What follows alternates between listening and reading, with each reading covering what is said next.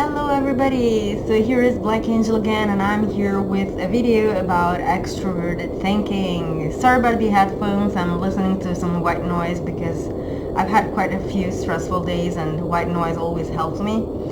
So this video is going to be about extroverted thinking. We often hear a lot of things about functions, but we never actually go in depth about it, so I decided to make this video to describe one of the thinking functions. Extroverted thinking is a lot of things, but we are going to focus on a few so that it's going to make it clearer how people work in that sense. I spent the last couple of weeks working on this function and trying to figure out how it actually works, what it does, and how people actually use it.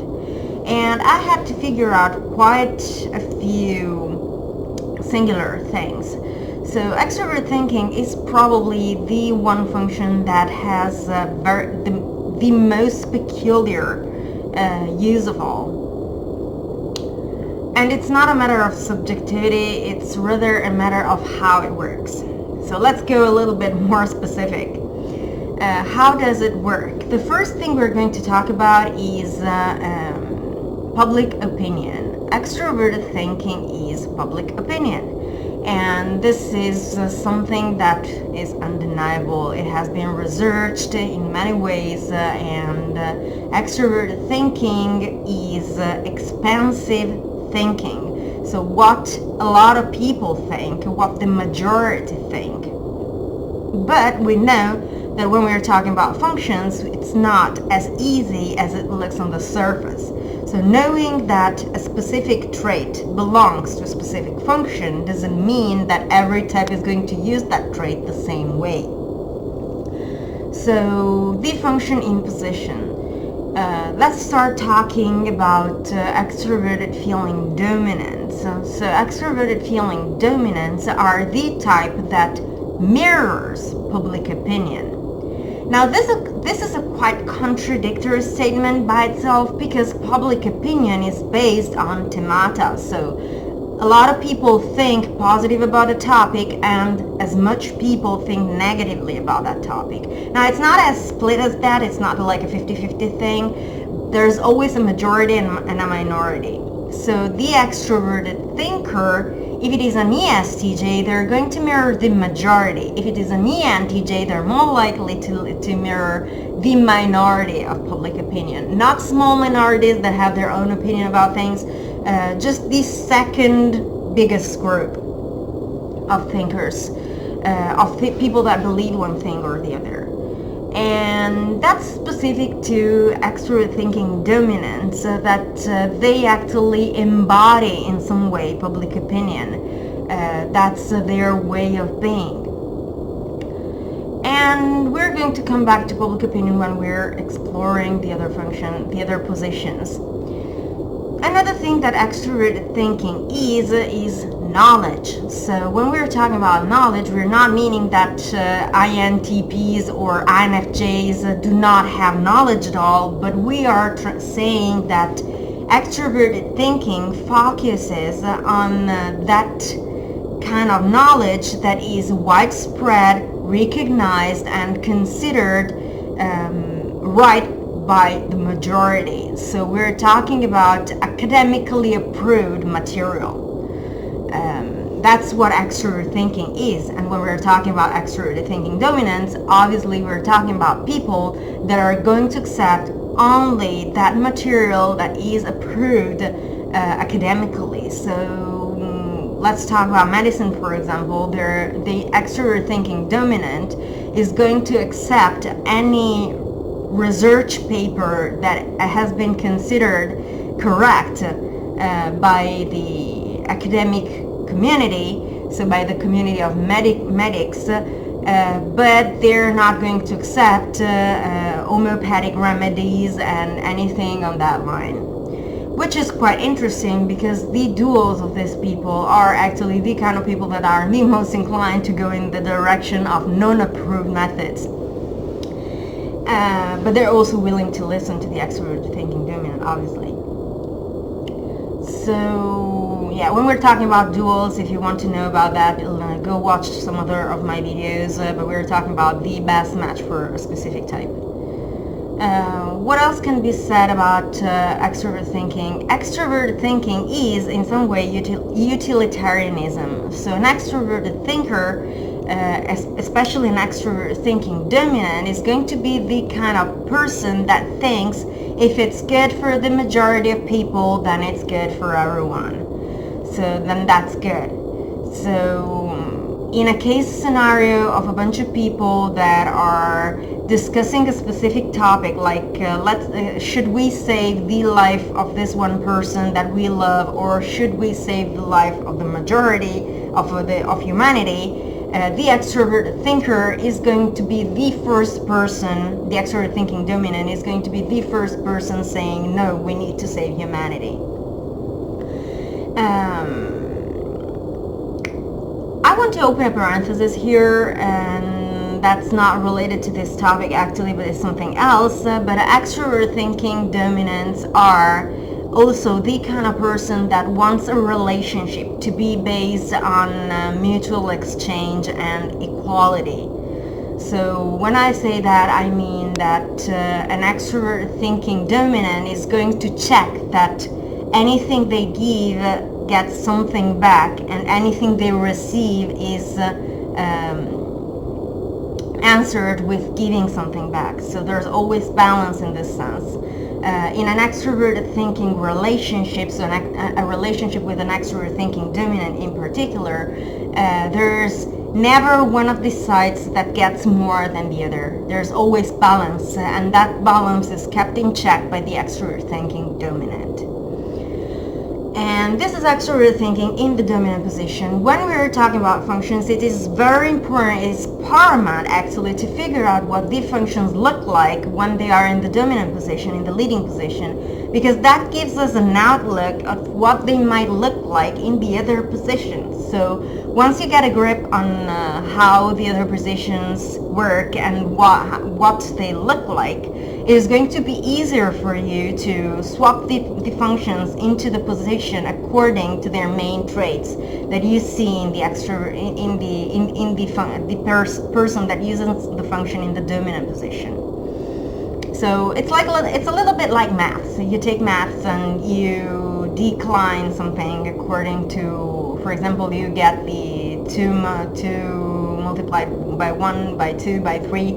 Once you get a grip of it, you can go on as long as you want. That's the same thing basically. So yeah, moving on. Extrovert thinking in the second position. Now here starts the weird coming on. So it's already strange to think about typing an extrovert thinking dominant, because as I said, extrovert thinking is based on themata. So going back a little bit, the extrovert thinking dominant it could be against extrovert thinking itself, because extrovert thinking is a themata by itself. So when we're talking about public opinion specifically, public opinion is a themata, and when we're talking about themata, we're talking about those topics where a side of the population is completely in favor and a side of the population is completely against it. So some extroverted thinking dominants are going to be against public opinion, and that makes the situation quite difficult. So when we're talking about extrovert thinking in the second position, so in the creative or auxiliary position, things are going to be a little bit tougher than that, because we have to do with people that use extroverted thinking creatively. So what does it mean? It means that they use extrovert thinking as a way of expression, to express their thoughts and to describe whatever it is that their dominant function has defined for them or elaborated for them, and they're going to use extrovert thinking as a tool to communicate with others in any possible way. So public opinion in this sense becomes, for ISTJs and INTJs, a tool to express their thoughts. So they can express their thoughts through public opinion. An INTJ or an ISTJ is the kind of person that can tell you something on the line of, Well, everybody thinks this about this topic, but in all truth, the academic community defined this thing, and therefore, blah blah blah. This is a way in which an extroverted thinking auxiliary can speak. They can use public opinion to express their thoughts, and they can actually toy with public opinion. Toy meaning that to prove you that they're right about something, they can rally the entire community, raising the topic from a perspective that they know the public opinion is going to support. So yeah, that's a little bit tricky. And difficult to cope with, actually, because when they rally an entire community against you, they're going to show you so many perspectives of the same topic that it's going to be difficult to debate it. You know that when a lot of people talk about the same topic, there's a lot of different opinions going on, and therefore it becomes difficult to take a position and go against that specific position. It's not a normal mode of expression for an ISTJ or an INTJ, actually, because they're introverted types. But if you put them back against the wall, they are probably going to do that, especially if they are having to do with someone they feel attacked from. If they're feeling attacked and they feel vulnerable, they're probably going to do that. So knowledge. We said that extrovert thinking means knowledge from an academic perspective, so scientifically approved, basically. Not exactly like that, because for an extrovert thinker, also some psychological theories, for example, that are not scientifically proved, are acceptable if they are proven effective. So everything relating to extroverted thinking has to be efficient. It has to be effective, efficient, and to work for its intended purpose. This is also something very important to remember. So an extrovert thinker, for example, is going to be the type that looks at you and tells you, you've been that type, but that doesn't work on you. You are a bad example of that type, so that means that you cannot be that type. This is the way an extrovert thinker works. And this means both extrovert thinking dominants and extrovert thinking critics and auxiliaries, obviously. So back to our INTJs and ISTJs. Utilitarianism for them is a mode of expression, so they can apply it or they can decide not to apply it. It depends on their intended purpose. So if there is something that to them it's paramount, and this means based on their principles, they're going to apply utilitarianism. If it's not, they're probably going to overlook it. But it's very rare, actually. They're still extrovert thinkers. So in some way, this utilitarianism thing is going to be important to them anyway. What they're actually going to do, and what is very likely that they're going to do, is to use their awareness of what the best decision for the majority is to help another come to the same conclusion. So if the ESTJ and the ENTJ are going to be the types that tell you, no, that's the wrong decision, you cannot save one person and make a million people die, and this is being extreme in this thing. The extroverted thinking auxiliary is going to be the person that tells you, do you think, so the ISTJ and the INTJ are going to be the kind of person that tell you, do you think it is fair to save one person and let 1 million people die?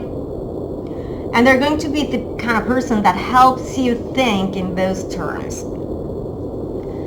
So yeah, this is another thing to keep into account. And when it comes to relationships, they actually do the same thing. So they try to help the other person figure out if the situation is balanced or imbalanced. So the INTJ and the ISTJ are the kind of person that within a relationship are going to look at the person and say something on the line of, do you think that this behavior of yours is fair towards me, that everything you're doing is fair towards me? Or do you think there's something that we could change? Or vice versa, don't you think that I should be doing more for you? Don't you think that I should give you something back related to what as compared to what you're giving? Because I have a feeling that things are not as balanced as they should be. Whereas an ESTJ and an ENTJ would rather go on the line of you're giving too much, this is my turn to give you. They're very, very determined in that sense, and they define the rules.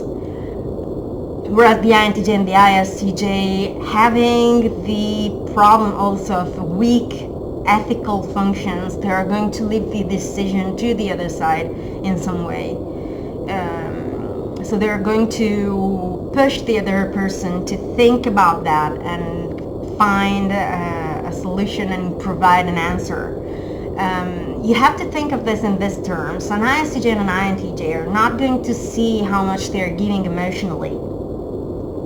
They're probably going to be a huge support emotionally because they're always there, because they want to listen to you, because they prove their affection to you in a way that you understand. Obviously, if you are an ESFP or an ENFP, but they probably cannot see that, and they're probably going to feel a little bit like you're giving more than they are, because they feel so loved, they feel so good with you, and they see you do so much for them because you solve all of their problems in some way, and therefore they're going to feel this imbalance in the relationship that could actually not be true.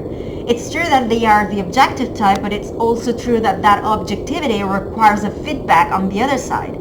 For an extroverted thinking dominant or an extroverted thinking auxiliary, especially an extroverted thinking auxiliary would say, it is not objective if it doesn't have a feedback that confirms the objectivity. So that's another thing to consider.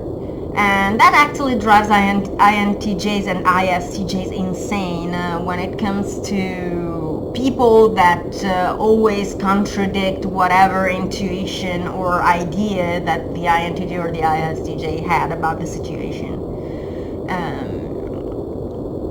Yeah, so another thing to consider. So moving on, let's go to the third position. So when we're talking about the third position, we're always talking about the knot of self-esteem of some type. And in this case, we're talking about ENFPs and ESFPs. So ENFPs and ESFPs, and here I'm going to call in into question Will Smith as an ESFP. He's my favorite ESFP of all, actually. Anyway, Ian, well, not my favorite of all, but anyway, one of my favorite. Anyway, yeah, so we're talking about ESFPs and ENFPs. For them, public opinion is a matter of self-esteem. How does it work? As far as I've seen for the ESFP is a very weird and very odd type in this sense. Their self-esteem is based also on their idea of themselves as unstoppable and perfect people. So the extrovert sensors always have, well, it shows on my face, I think, that I have a very positive idea of extrovert sensors. Anyway, extroverted sensing dominants have this idea of themselves as perfect in some way. They are good at everything, and that's actually true. They can do pretty much anything. They're good at copying whatever it is that they are faced with, and therefore the outcome is that they're very good at pretty much anything they try to do. So their self-esteem is based, like I said, on extrovert thinking. And for the ESFP, the weirdness comes from the fact that good or bad until they talk about me. So it doesn't matter if the majority has a positive opinion of them or if the majority has a negative opinion of them until someone is talking about them and there is a public opinion about them. One example of an ESFP would be Napoleon. So for an ESFP, the very fact that the public opinion about them exists means that they are winning. So yeah, being polarizing is extremely favorable for an ESFP's self-esteem. For an ENFP, things work a little bit differently. The ENFP is a very intellectual type. They are probably one of the most intellectual types, along with the ENTPs. Because an extroverted intuition is an extremely intellectual function. They are the types that like to explore all the possibilities that there are out there, and they normally apply this kind of thing to academic fields. So it's not unlikely to see an ENFP in a field like neuroscience, for example. There's a lot of knowledge, a lot of things recognized, a lot of science, and a lot of stuff that they can work on with their intuition, opening new roads and paving new ways. So neuroscience is something where an ENFP would be happy. But unlike ESFPs, they actually need a positive public opinion about them. So if there is a general idea that the ENFP is a good person, the ENFP is going to have a high self-esteem. If there is a general idea that the ENFP, is a bad person, they are going to have a very bad self-esteem issue. So they also need a lot of acknowledgement within the community they work in, if they are in whatever field, and they feel the need to be acknowledged by others. They're also very good at getting that positive opinion through their introverted feeling, and they have a slight higher chance of being condescending than an ESFP will ever be. An ESFP is never going to be condescending, whereas an ENFP could be condescending. Let me repeat that because I'm not sure if I said that correctly. Anyway, the ESFP not condescending, the ENFP potentially condescending. Not necessarily so, but potentially condescending. So what else? Utilitarianism. They are very responsive to utilitarianism, so to finding the thing that is going to make the majority, to be good for the majority, over picking one thing that is going to be good for one person. But they want to come to that conclusion on their own. They don't want that thing to be imposed on them. They want to be led there, but then they want to be pointed into the right direction. They appreciate being pointed into the right direction, but actually reaching the goal is what raises and boosts their self-esteem. So yeah, it's not like you can actually break an ESFP's or an ENFP's self-esteem in any possible way, actually, because it's very based on what their idea of that thing is. What else?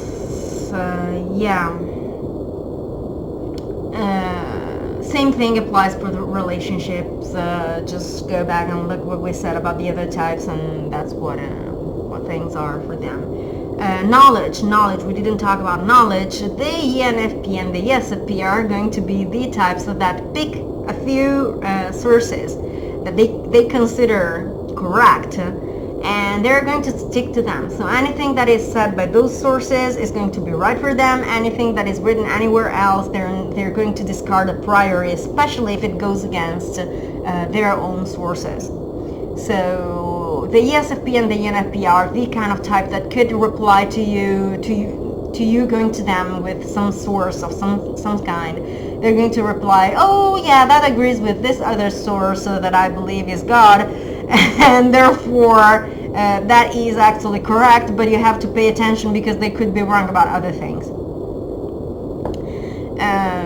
So yeah, it's not like they actually consider that thing to be God, but they actually rely a lot on a very few sources, and they are very difficult to achieve in this sense, in this sense. They're very difficult to reach. The ENFP a little bit more open because they need feedback from others about their endeavors, if they are going in a direction that is actually concrete or not, that is feasible in the reality or not.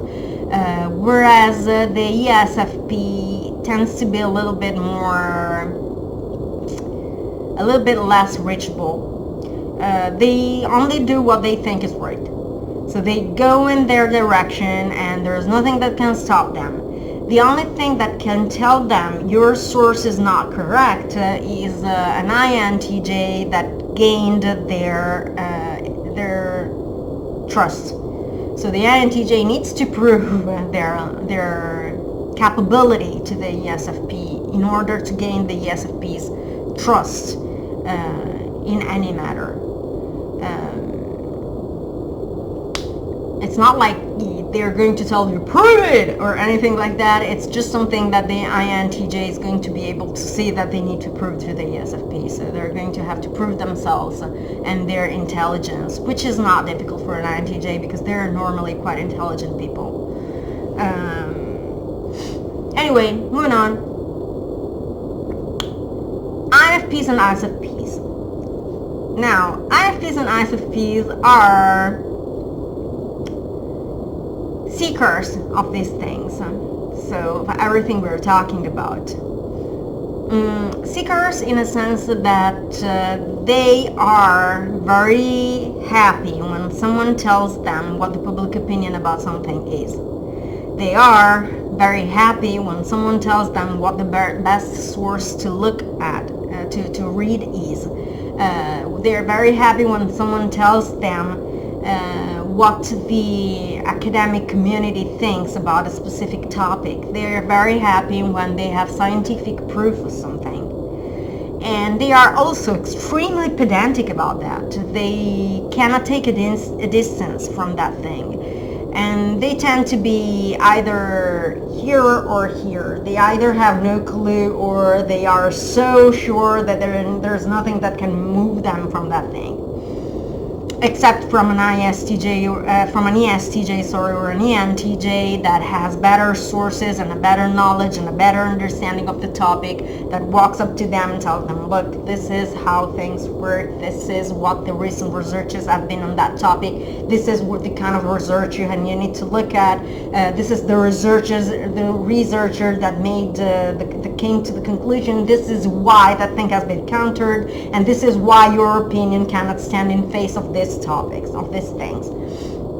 And that's what INFPs and ISFPs are actually looking for.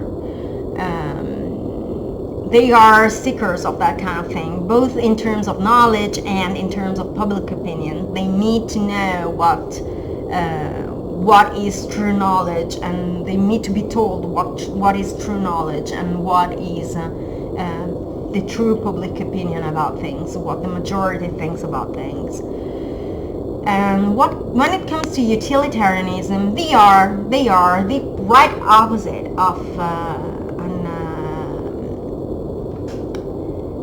an ESTJ and an ENTJ. So they have this tendency to think of their feelings first. So introverted feelings works like that. Introverted feelings is the function that tries to create homeostasis in feelings terms. So homeostasis, if you look it up, means balance in some way. So they're always working in such a sense that keeps balance inside within their feelings. So they're never going to feel too bad and they're never going to feel too good, but they're always going to feel right in some way. So it's not a search for happiness, but rather a search for homeostasis, for inner balance in some way. That's introverted feeling. So in that sense, if they have feelings for someone that is in danger, coming back to our previous example, if they have feelings for the person that is in danger, they're going to look for a homeostasis, so for a balance between their pain for the loss of that person and the guilt for determining the death of 1 billion people, for example, for saving this person. So they're not to have to find a balance between these two things, and that's where the ESTJ and the ENTJ come into play, and they're going to boost the guilt feeling so that the INFP and the ISFP can actually make the right decision and pick that thing that is the good of everybody else. And they also need to be told in a relationship when things are going out of balance. Because again, they're going to base everything on their inner sense of homeostasis in feelings terms, so their inner balance. So until they are balanced within, they are not going to see if there is an imbalance outside. So the ESTJ and the ENTJ come up to the ISFP and the INFP and tell them, look, there is an imbalance in these terms because I'm not giving you as much as you are giving me. This can happen, for example, in an ESTJ-INFP relationship where the INFP tries to keep the homeostasis by taking care of the ESTJ physically. They are very geisha-like in this sense. They try to do everything, like cleaning the house. It's a core self-esteem matter for an INFP. Cleaning the house, cooking food, cooking healthy food, taking care of their beloved health, and so on. This is something an INFP does a lot. So if the ESTJ sees that their contribution to the relationship doesn't make up to that, they're going to stop the INFP and say, okay, you're doing too much. I'm very thankful for that, but this is time for me to give you a little bit. So tonight you're going to rest on the sofa and put your legs up, and I'm going to cook the dinner and do everything for you. That's something that can happen in an ESTJ-INFP relationship. I'm finally saying something that everybody can see as positive about these types, even though my previous videos about these types are, in my opinion, very positive about them anyway. Subjectivity is the funniest thing ever. Anyway, this is how it works for the types that actually use extrovert thinking as a valued function. That's what we talk about when we talk about these types, valued functions. So they have the function in their stack, and they in their MBTI stack, and they use it in a positive way towards the function. They have a positive view of the function. But also the other types in some way use extroverted thinking. Every type uses every function. It's the way they use it that defines what type they are. So just right quick, ESTPs and ENTPs are extroverted thinking demonstrative in society. It means that they consider everything efficiency related like something stupid. They make fun of it and they don't want it in their lives. So they don't care about public opinion, they don't keep it into account, they place their opinion about everybody else's and anything else that there is out there. They don't care about utilitarianism, so it doesn't matter for them if the majority suffers or not. They're going to go for whatever it is that they consider right in that moment.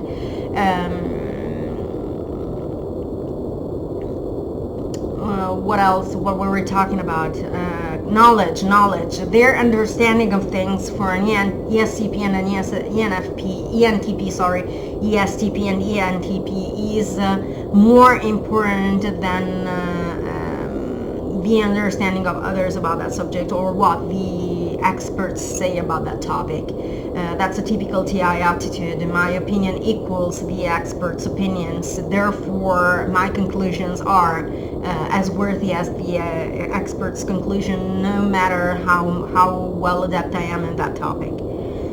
That's typical TI. So, what else? Let's move on. INTPs and INTPs and ISTP ignore these topics completely. They do partially recognize the importance of these topics, of these things, knowledge and so on, but they basically don't live on that. They just ignore the topic altogether. They don't give any importance whatsoever to science, to the idea of the academic community, to public opinion. They completely ignore those topics. they go on their own. They are basically white sheep in a community. They go on their way and they do what they believe is right and what they consider to be. They consider their, like ENTPs and ESTPs, they place their own understanding about everybody else's. Difference is that an ENTP and an ESTP would criticize public opinion or knowledge, or academic knowledge and science, whereas the INTP and the ISTP do not give a damn about that, and they just ignore the topic altogether. That's also why ENTPs and INTPs are among the biggest explorers of science and any other academic field. Because they completely ignore what has been done before, and they create their own theories out of nowhere. INFJs, ISFJs are extrovert thinking vulnerables. It means that they do not completely understand the importance of utilitarianism. They do not completely understand the importance of public opinion. They do not completely understand the importance of what is academically approved or scientifically proven, and they do not give any importance to that for that reason. They're actually confused about those topics. And the INFJ and the ISFJ are the kind of people you will find out there that define things in their terms that are a little weird and out of sync with reality, that have no feedback in any academic field, but they still believe that for some reason, because the INFJ will say, I just know it, and the ISFJ heard it somewhere. But anyway, there never is a concrete feedback about whatever these two types believe, and everything they are going to bring on as an argument is completely impossible to reply to, because it's airy-fairy in some way, and it's common sense based. Who else is there? ENFJs and ESFJs. ENFJs and ESFJs don't want to hear a word about those things. So if you counter what an ESFJ or an ENFJ says with scientists say that thing that you just said is stupid, the ENFJ and the ESFJ are going to leash on you and try to rip your jugular from your throat. They're going to become insane and angry, and yeah, it's going to be blood split, blood gushing everywhere, and it's going to be a disaster. You're going to need someone to clean the room afterwards. And the same happens with public opinion. If you tell to an ESFJ and an ENFJ, well, you may think that, but everybody else thinks that, it's going to be especially with ENFJs. So ESFJs are a little bit more accommodating in everything, but ENFJs are going to become murderers if you ever happen to do that to them. And that's actually pretty hilarious if you're not the person that is being ripped apart. And it's hilarious because everything they say doesn't make any fucking sense. They do not have any logic whatsoever. I'm sorry about this thing, but I find them amusing in that way. And nothing they say makes sense. Everything is based on feelings, emotions, and they're only going to try to instill in you guilt feeling for whatever it is that you're saying. And they're going to prove you in some way that you're a horrible person that doesn't deserve to live. Until you cry, they're not going to be happy. So it's going to be blood gushing everywhere, and they're going to become insane in that sense. I saw that happening yesterday, for example. I happened to say something to an ESFJ to an ENFJ, that he interpreted as extroverted thinking, and 2 minutes later, in an ideal example, he had killed all of my family members. I'm like, what the hell is going on here? It was really hilarious. Anyway, yeah. That's how they react to that. They are very hostile towards those topics. But ironically, if you catch them in some moments in which they don't know that you're looking at them, you might find them attempting to organize their thoughts about that topic and trying to learn how to be superpowers in that sense, because they secretly admire ENTJs and ESTJs, and they secretly want to look like them in some way. So yeah. I find these types quite amusing, to be honest. Anyway, yeah, I think I will close this here. I made it very long, and things are going to become even longer now because I have a new program to make videos on my computer, and I do not have the time anywhere, so I don't know what the hell is going on. I just talk and things happen. So I hope you're going to enjoy these videos, and I will talk to you soon. Bye.